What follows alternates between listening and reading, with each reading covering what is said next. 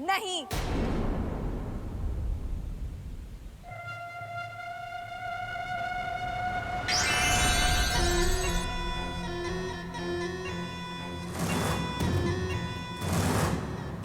ये शादी नहीं है।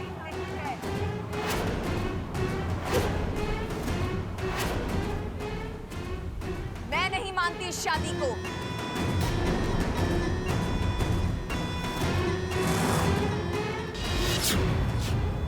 सुरसुरी, तुम?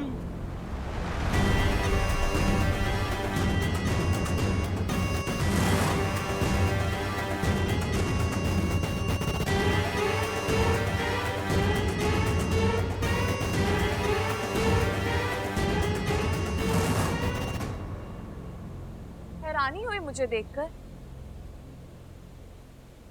अरे हाँ, आपने सोचा होगा सुरसुरी दुखी है। कई महीनों से उसने अपने आप को कमरे में बंद कर रखा है, तो वो तो बाहर आएगी नहीं। तो उसके पीठ पीछे अगर इच्छा की अवैध शादी के लिए हाँ कर भी दे तो कौन सा उसे पता चलेगा? इच्छा की शादी अवैध नहीं है। उसने पूरे रीति रिवाजों, नियमों के साथ शादी की है। अच्छा, लगता है आप नागिस्तान के नियम भूल गए, या फिर शायद नागिस्तान के नियम इच्छा के लिए अलग और औरों के लिए अलग हैं। ऐसा कुछ भी नहीं है। अगर ऐसा नहीं है तो क्यों मुझे एक इंसान से शादी करने से रोका गया था? और आज वही सब इच्छा को करने के लिए छूट दी गई है। उसके पीछे एक वजह है। क्या वजह है? वो मैं तुम्हें नहीं बता सकता। अगर आप वजह नहीं बता सकते तो ठीक है, मैं भी देखती हुई ये शादी कब तक और कहां तक टिकती है। मन खराब हो गया है तुम्हारा। एक नागिन होकर दूसरे नागिन का बुरा चाहती हो? हाँ, चाहती हूँ। जो खुशियाँ मुझे नहीं मिल पाई वो मैं इच्छा को नहीं मिलने दूंगी। आप इच्छा को नागिस्तान वापस बुलाइए या मैं वहां जाऊं। ले जाओ इसे और बंद कर दो इसे इसके कमरे में। और हाँ, ध्यान रहे कि ये अपने कमरे से बाहर ना निकल पाए।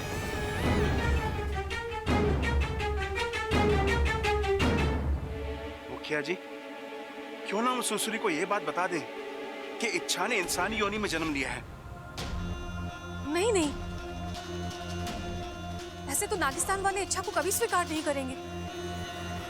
लेकिन सिपली ठीक कह रही है शेषु। और जब तक हम जिंदा हैं, ये राज राज ही रहेगा।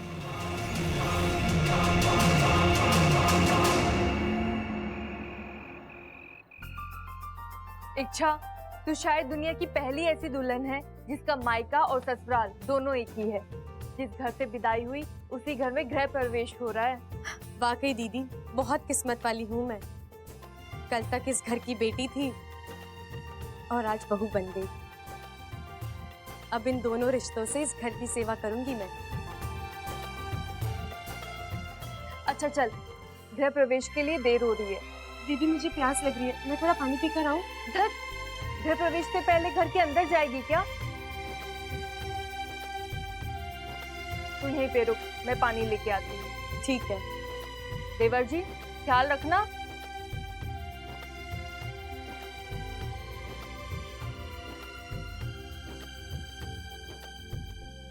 आखिर हमारी शादी हो ही गई।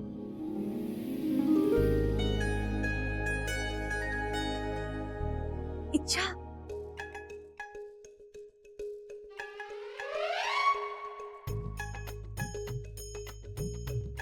बबल जी, दादी आपको बुला रही है। नहीं तो? अरे मुझे आवाज सुनाई दे रही है, जाइए। अच्छा, हाँ जाइए जाइए।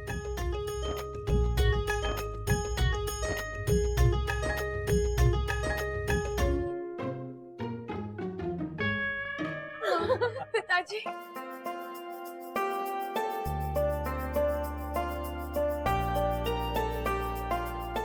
आप दोनों यहाँ? हाँ, तुझे नागिस्तान की रस्में समझाने आए। नागिस्तान की रस्में?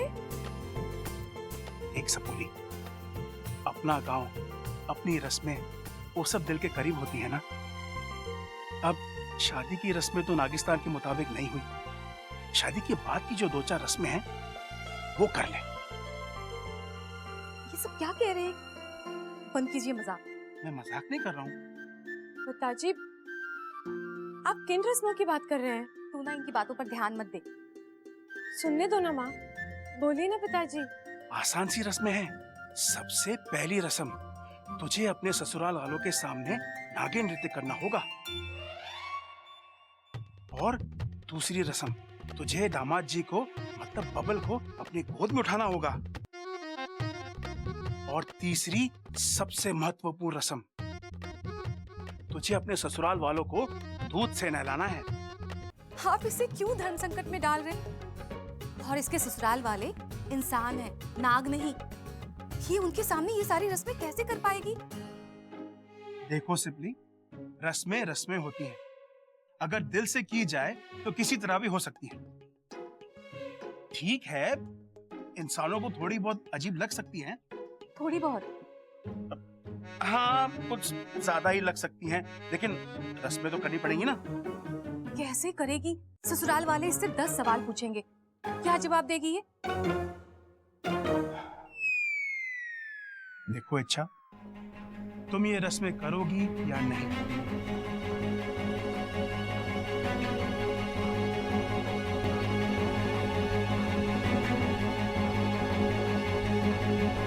ठीक है, मुझे अपना जवाब मिल गया। आज के बाद मैं तुमसे कभी कुछ नहीं मांगूंगा। पिताजी, पिताजी मेरी बात तो सुनिए। माँ देखो ना। मैं समझाऊंगी उन्हें। वो समझ जाएंगे, तू चिंता मत कर। तो बस अपनी शादी की खुशियां मना।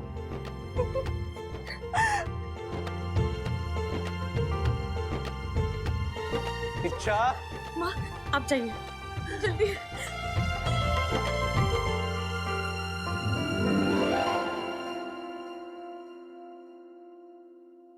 इच्छा, तुम्हारी शादी हो चुकी है, अब तो बचपना छोड़ दो। क्या हुआ बब्बल जी?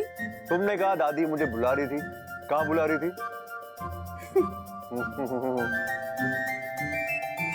दादी ने मुझे इतना डांटा, नई नवेली दुल्हन को अकेला छोड़ के आ गया, बेवकूफ। बब्बल जी, आप मेरे लिए इतना भी नहीं कर सकते।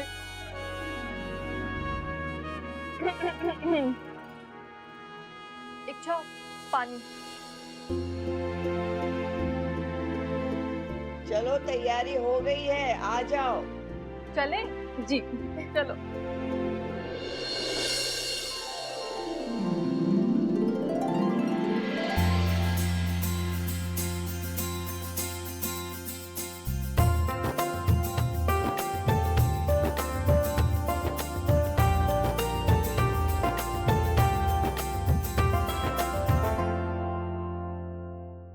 छोरी, तू ये सोच रही है ना, मैं इस घर में रहती हूँ, इस परिवार का हिस्सा हूँ, फिर मेरा गृह प्रवेश क्यों हो रहा है? जरूरी है छोरी, अब तू इस परिवार की बहू बन गई है। गृह लक्ष्मी बन गई है।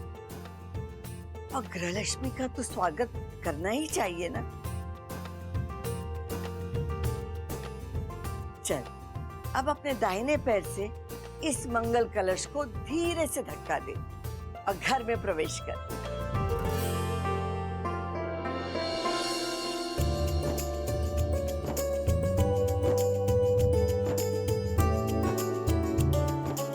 चलना छोरी।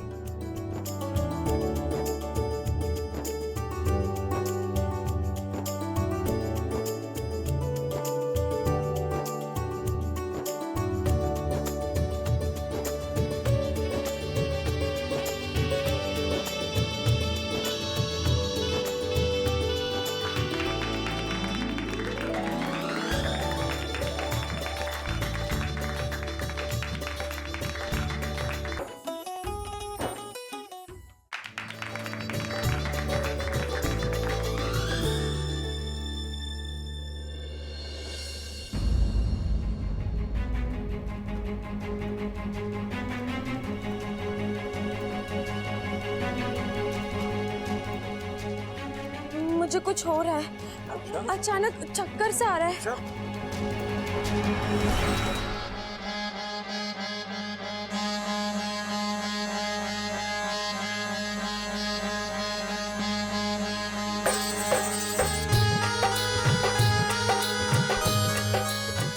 अरे दादी यो कैसा चक्कर है? अरे भाई ऊपरी हवा लगती है मुझे, ऊपरी हवा। वो देखो कैसे नागिन की तरह झूम रही है। भाई अच्छा मान गया तुझे। मुझे पता था तू अपने पिताजी को कभी नाराज नहीं करेगी। देखा कितना अनोखा नागिन नृत्य कर रही है अपनी इच्छा। इतना अच्छा नागिन नृत्य तो तुमने भी कभी नहीं किया था अपने ससुराल वालों के सामने।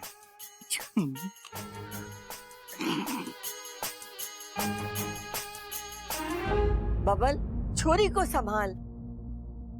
जी दादी।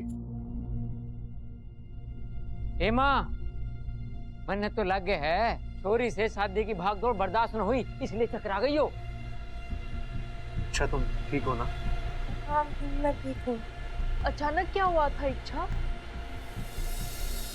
दीदी अचानक चक्कर आ गया, आंखों के सामने अंधेरा सा हो गया।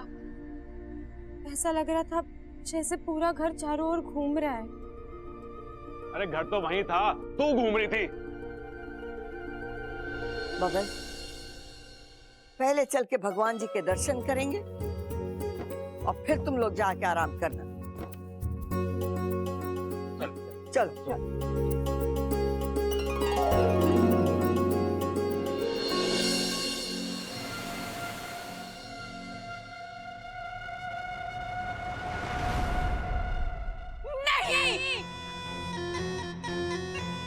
सुरसुरी ये भेदभाव बर्दाश्त नहीं करेगी। इच्छा के साथ वही होगा जो मेरे साथ हुआ था। नागिस्तान वासियों, गलती तुमने की है, नियम तुमने तोड़े हैं।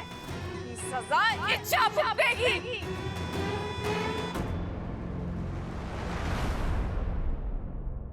सुनो सुरसुरी, अगर तुमने इच्छा को नुकसान पहुंचाने की कोशिश की तो जीवन भर यहीं सड़ोगी। मुखिया जी, अगर आप एक जिद्दी हैं तो मैं 10 जिद्दी हूँ। चाहे कितने भी पहरे लगा लीजिए, तुम्हें भेद कर मैं इच्छा तक पहुँच जाऊंगी। लेकिन तुम ऐसा क्यों कर रही हो? क्योंकि आप मेरे पिता होने के बाद भी मेरा दर्द नहीं समझ रहे हैं। मैं समझ रहा हूँ सबोली। अगर समझ रहे हैं तो मेरे साथ ये अन्याय क्यों कर रहे हैं? मैं तुम्हारे साथ कोई अन्याय नहीं कर रहा हूँ। मैं नागिस्तान का सरदार हूँ और अपना फर्ज निभा रहा हूँ। और आप मेरे पिता भी तो हैं, उसका फर्ज। तुझे गलत काम करने से रोक रहा हूँ सबोली। ये पिता का फर्ज नहीं तो और क्या है? सुरसुरी, नागिस्तान का अनुशासन बनाए रखना मेरा काम है, और अगर मेरी ही बेटी उसका उल्लंघन करेगी तो बाकी के नाग तो नहीं। मैं ऐसा नहीं होने दूंगा। और तुम लोग अपनी आंखें और फन खुले रखना।